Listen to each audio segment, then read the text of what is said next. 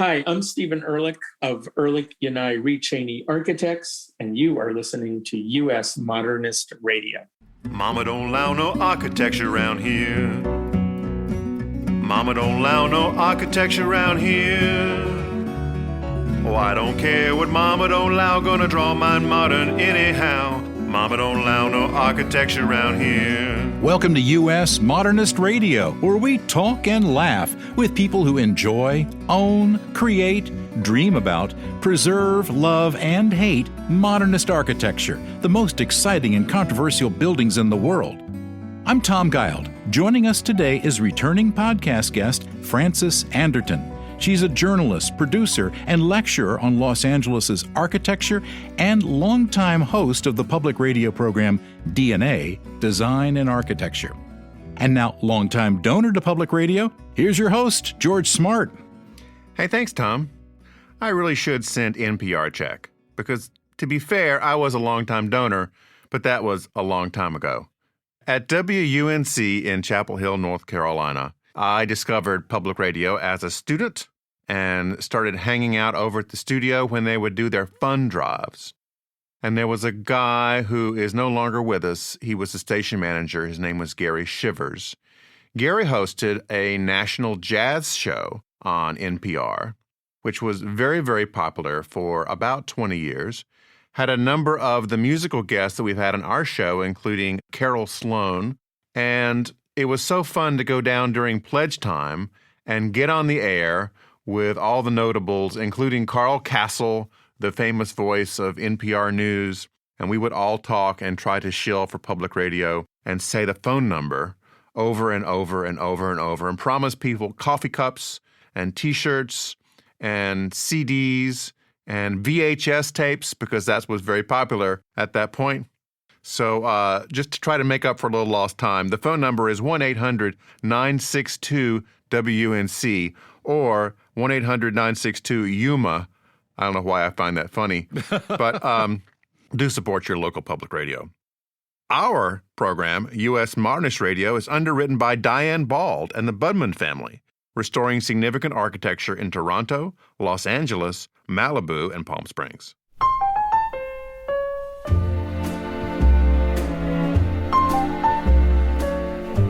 Returning guest Frances Anderton has been telling stories and distilling ideas about design, architecture, and the cityscape of Los Angeles in print and broadcast media and at public events since 1991. Born and raised in Bath, England, I visited Bath once and learned that's how you say it. Frances earned a degree in architecture at the University College of London. After serving as associate editor at Architecture Review, during which she was exposed to Los Angeles' modernist wonders, she moved to the States. Frances became the host of the wildly popular public radio program DNA, Design and Architecture. Her latest project is the book Common Ground, Multifamily Housing in Los Angeles. She's on the board of Modernism Week, and she's a frequent speaker on architecture around the country. Welcome back, Frances. Hi, thank you so much for having me. Well, hi, Frances. When you first came to L.A., what was it like in the housing scene? Did you get an apartment right away? Did you try to go house shopping? What'd you do?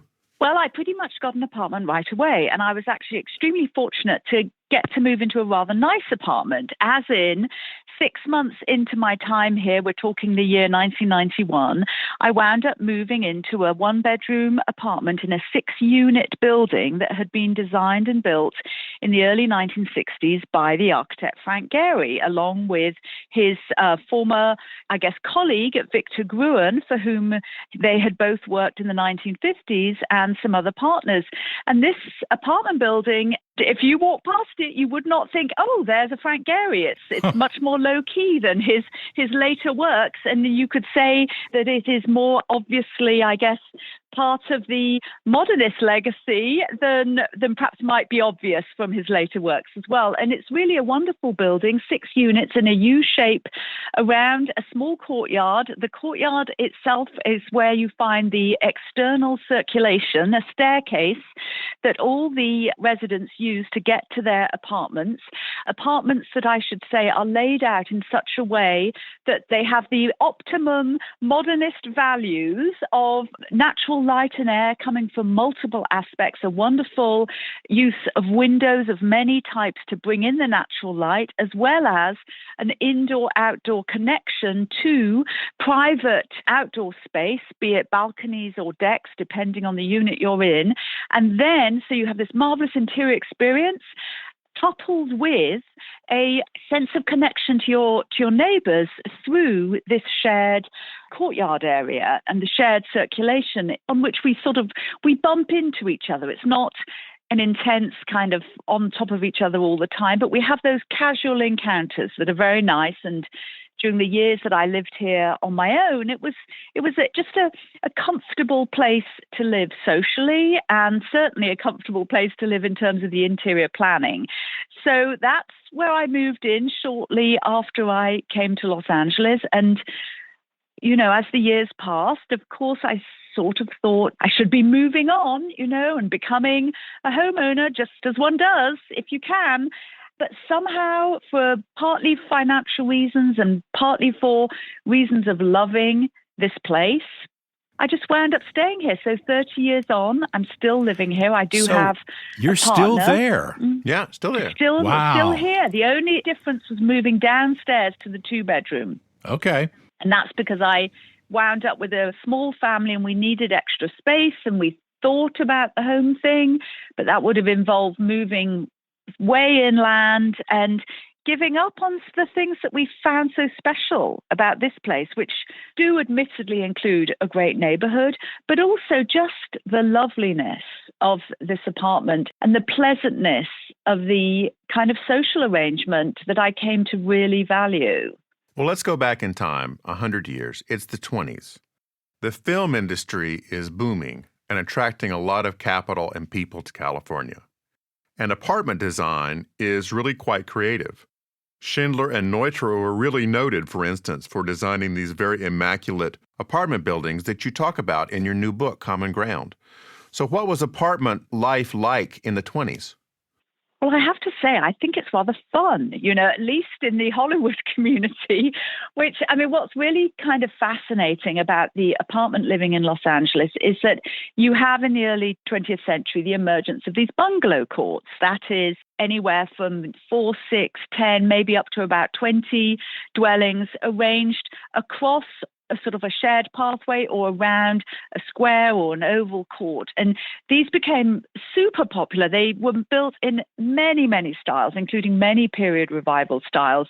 So Schindler arrives in about just before the First World War. Neutra arrives in the early 1920s. And the two of them, they both develop their own kind of modernist variations on the bungalow court. So, for example, Richard Neutra, in a later version, actually, in the late 1930s, he builds one that I go into in some detail called Strathmore Apartments. And I single it out of the several apartment buildings that he built in this neighborhood of Westwood Village. Strathmore's really striking in as much as, what does he do? He takes 8 units and they climb up a very steep hill. The arrangement is steep steps that clamber up, forming a site kind of a spine. 4 buildings containing the units are entered off of this spine. They have a sort of sub pathway. And what I emphasize that to make clear the fact that there was a real imagination and creativity about creating a sense of personal, self-contained space that also is connected to this pathway and then to the central spine, so that you can live in these spaces and, again, not feel like you're having the really awful apartment living experience where you have the block and in it is the double loaded corridor and you have the little units that are off it and their single aspect. What the modernist designers like Schindler and Neutra are doing when they get to LA is they're discovering that it's possible to create the multifamily dwelling that has some of the best attributes of the single family home. And by that, it's the light coming in from multiple aspects. It is the connection to the outdoors. It is the indoor-outdoor experience, but it has this other piece, which is a shared circulation that becomes a venue for passive ventilation and a venue for social encounter. That sounds really thoughtful, Frances, and careful and meaningful to live in this kind of apartment that was designed in that way. But that certainly wasn't the case later on in LA's development. I mean, when did we start to lose that and just make blocks and blocks of nameless, faceless apartments? Well, there are many experts who will say that we started to lose thoughtful, nicely scaled, nicely proportioned, low-rise multifamily housing as a result of changing parking mandates. So the bungalow court, when it first appears, pretty much the owners, the developers of these places, there are no parking mandates. They can put in as much parking or as little as they want to. And we get to the 1930s, and again, according to experts that I have based my text on, we start to get demands for one parking space per unit. It gets harder and harder to shoehorn dwellings and a courtyard and parking all onto the same one or two lots. Then we move into the 50s and we get the emergence of the dingbat. And the dingbat is now looked back upon rather fondly, not necessarily at the time. Okay, at the time it was what seen is as the very... dingbat? I'm raising my hand. What's a dingbat? I thought it was like a typographical thing. Oh, yeah. Well, actually, the dingbat is a typographical thing. The dingbat is a kind of graphic motif. Yeah. And we have these buildings in Los Angeles, but not just in LA. They're all over. But they're buildings that essentially a sort of stucco box raised over what we modernists might call pilotti, very slender columns, usually at the front and the back, sometimes the side, that lifts up over cars. So you have cars that maybe parked at the front or the back. Or under? Under, yes, tuck under parking. And then these become known as dingbats because they are expediently cheaply built, but the owners, often mom and pop enterprises, sort of stick shooting stars or dolphins or image of a wave and then some grandiose name in a curlicue typescript, and they add a sort of bit of pizzazz on the front facade, and these give these buildings the name dingbat. Some have credited Raina Banham with coming up with the name, but it seems a little like it's gone to the mists of time as to where that nickname came from. So some of the dingbats, when they are fairly carefully considered, they too have some level of sort of courtyard environment as well. But the point is that these dingbats, which often do have a sort of modernist flavor, albeit in a kind of B-movie kind of way, and they don't necessarily perform the wonders with the inside-outside planning that we associate with the great modernist design. They get built for a few years, and then the parking mandates increase, and it becomes something like 1.5 parking spaces now per unit. So it gets more and more onerous to create the amount of parking that's being mandated. So then what we get in the late 60s, 70s into the 80s is we start to see what you just referred to, these kind of lumpen apartment buildings that go up. They take up often several lots. They dig underneath, they dig down to create the parking underneath, and the amount of room that can be given over to a graceful courtyard area or to perhaps, sort of lovely open space starts to diminish. And so, yes, we absolutely do wind up with hundreds of miserable apartment buildings, but I haven't focused on those in the book. I focused on the good ones. Well, thank you for that. Yeah.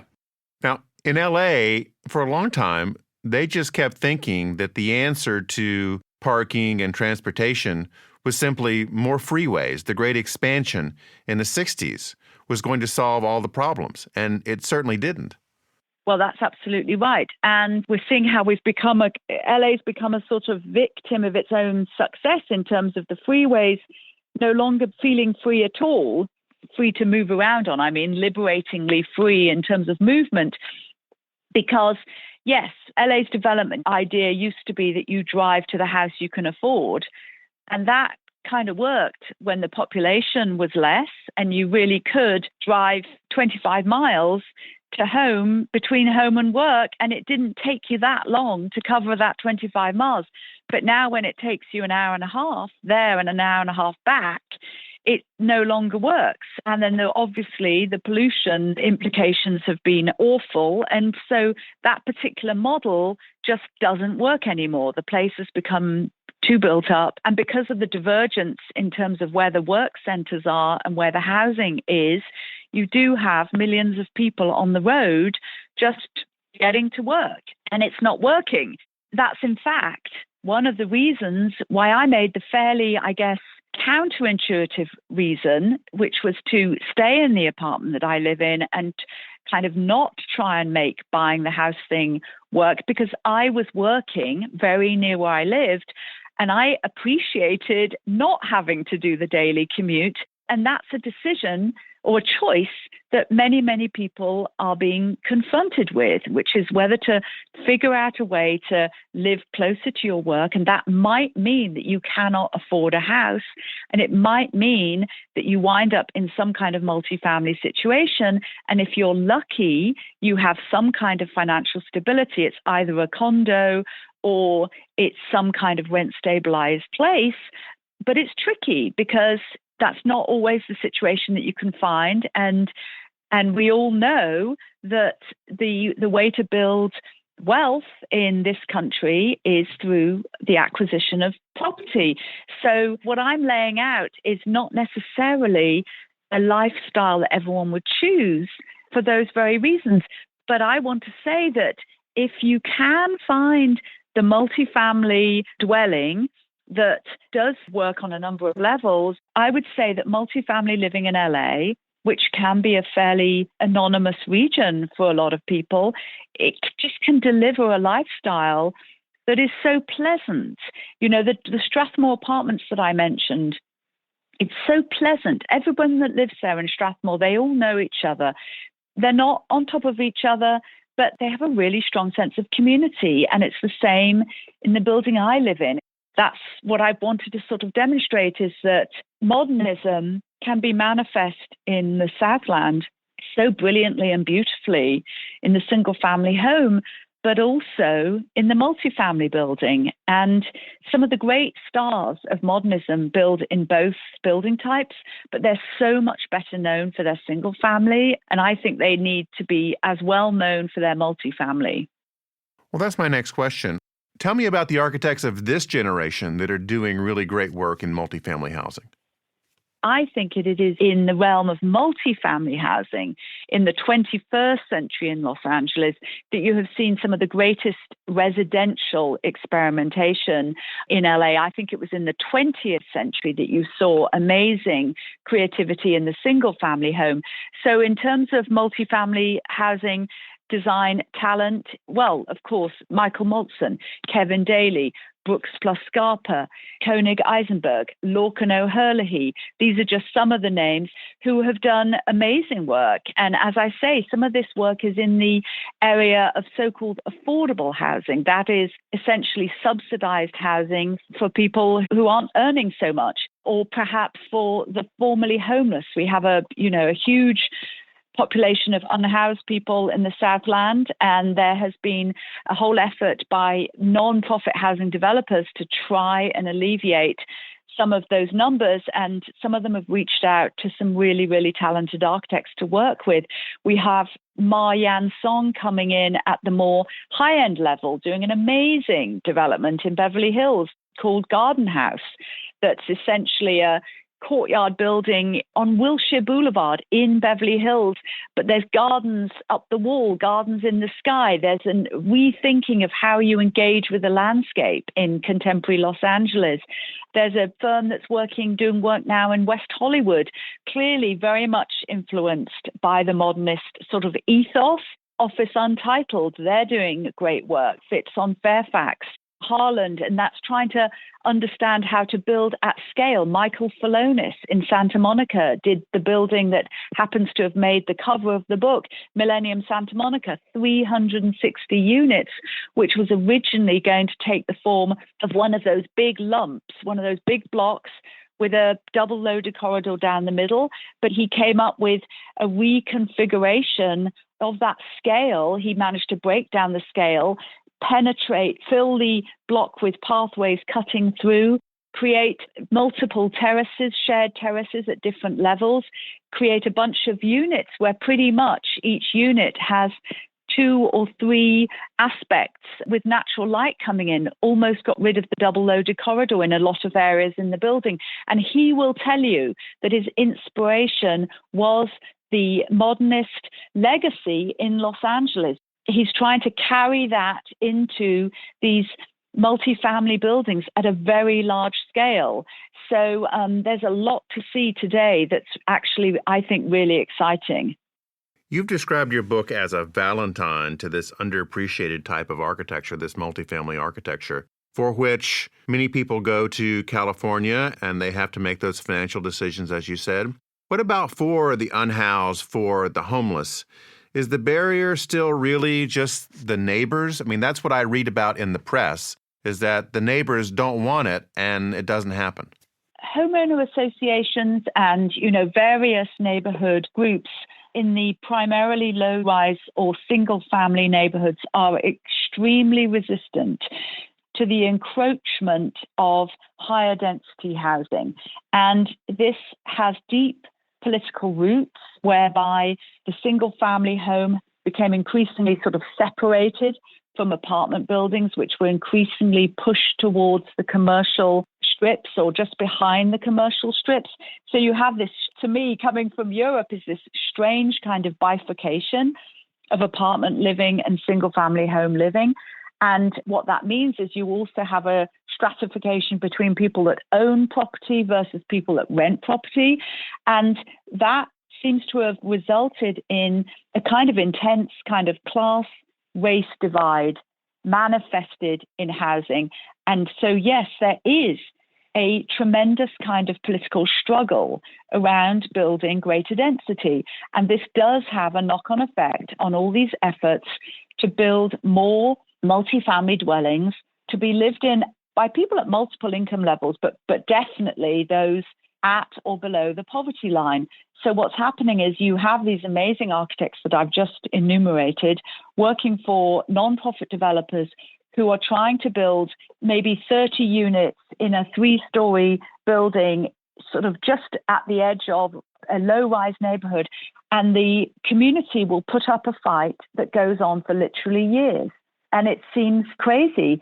So these nonprofit developers have to put an enormous amount of time and effort into the kind of community outreach, persuading neighborhoods that their lives are not going to be threatened or changed, or their property values are not going to be diminished by having some so-called affordable housing come into or near their neighborhoods. And that is an ongoing struggle. And one of my hoped-for outcomes of this book is to kind of convey, to reinforce the idea that a renter in a multifamily building is not a threat to your life, that they're just neighbors. And by the way, there's not necessarily anything wrong with a more dense building. My building that I live in happens to be in a neighborhood that is a hodgepodge. It's a potpourri of different scales and different housing types. So it's an older LA neighborhood. It's called Ocean Park. It's now in the municipality of Santa Monica, but it's a mix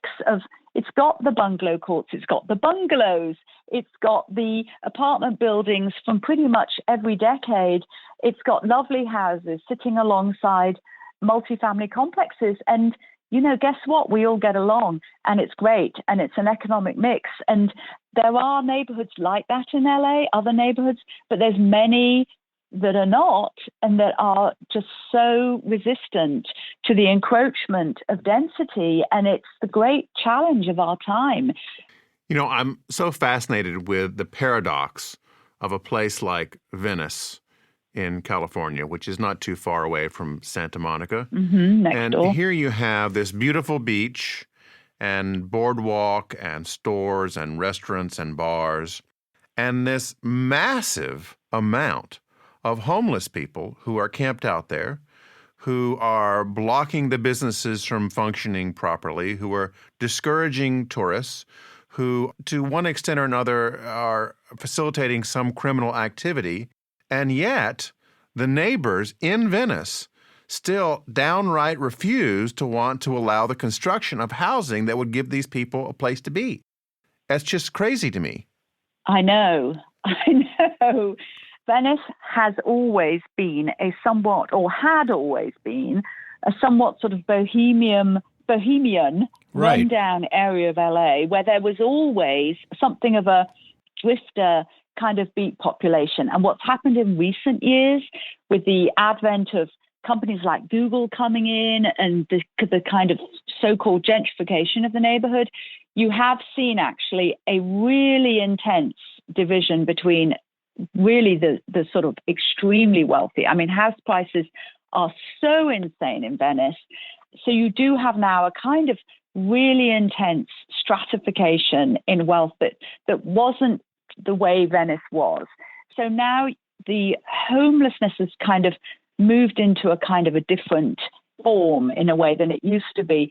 And so you have a different population in Venice that has moved in. And I can't summarize in one sentence or one factor what is causing this pushback, but there does seem to be a sort of feeling of kind of, if you build it, they will come. As in, if you provide the services, if you build for the unhoused, more unhoused people will come expecting those services. I'm sort of sensing from some of the resistance a kind of just get them out of here rather than provide services for them. Do you see what I mean? Yeah, maybe houses cost too much. Just that these skyrocketing housing prices over the last 10, 15 years, especially in California, your property value is much higher and it's a bigger portion of your nest egg that's at risk if you let these sketchy people move in near you. Whereas back in the day, maybe it wasn't such an issue in the forefront. No, it is. And there's one could really go on for a long time about what's causing the house prices to go up so much. There's the house price, as in the value of one's own home. And then there's the costs of construction of building more housing. And the two are interrelated. And it's a complicated sort of web of costs. But there are some who will say that the people who are actively preventing the construction of more multifamily housing to house other people, in doing so, are causing their own home values to go up because they're reducing housing supply. Yeah. So, but then there's this knock-on effect, which is a bunch of people who are not housed that then, in the view of those people who want to hold on to their housing value, are unwelcome neighbors, so because they're not going anywhere. So they're all interrelated. It's too nice in Venice. Yeah, I mean, the weather's nice all over the Southland. Frances, we know that architecture has promised a long time to be some sort of social act, that by using design, we can improve how society functions. But that seems to not have worked by and large over time. It doesn't really influence public policy, or am I missing something? Well, I guess architecture can never on its own be a social act. It has to be part and parcel of, I guess it has to work along with other players, political players, developers, the voters, I guess it's all part of a larger web. So at a certain point, for example, in Los Angeles in the New Deal years, when there's a housing problem then with first of all, the Depression and then the war, which brings forth thousands of people living on the streets in Los Angeles. And at that point, and regular working people needing homes, people who are working in aerospace, people who have come to Los Angeles for the growing numbers of industries.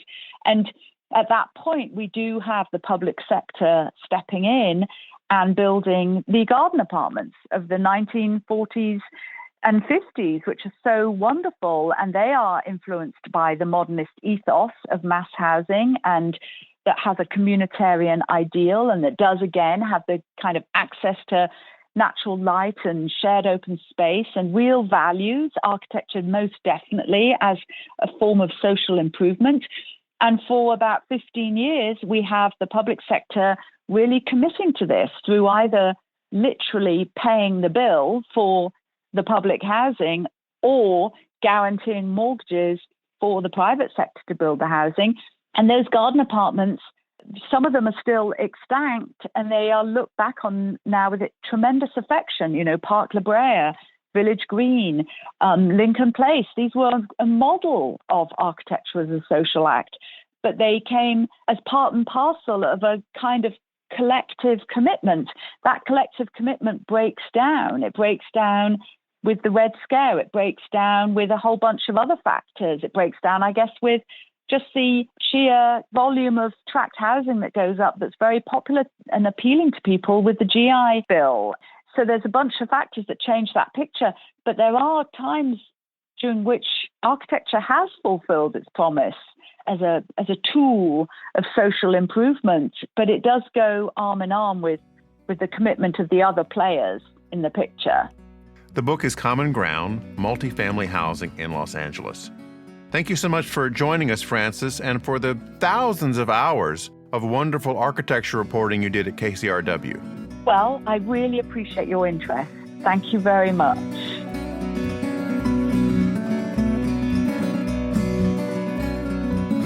Thanks for listening. U.S. Modernist Radio is underwritten by Diane Bald and the Budman family, restoring significant architecture in Toronto, Los Angeles, Malibu, and Palm Springs. Okay, Tom, take us out. Visit usmodernist.org's massive archives to listen to past shows, discover documentation of 15,000 significant modernist houses, and access 4 million pages of classic 20th century architecture magazines. U.S. Modernist Radio is produced by Soundtracks Recording Studios in Raleigh, North Carolina. Our theme song was performed by George Smart and Robinson Earl. No secrets of our guests are safe from our rogue archivist and researcher, Kelly Policelli.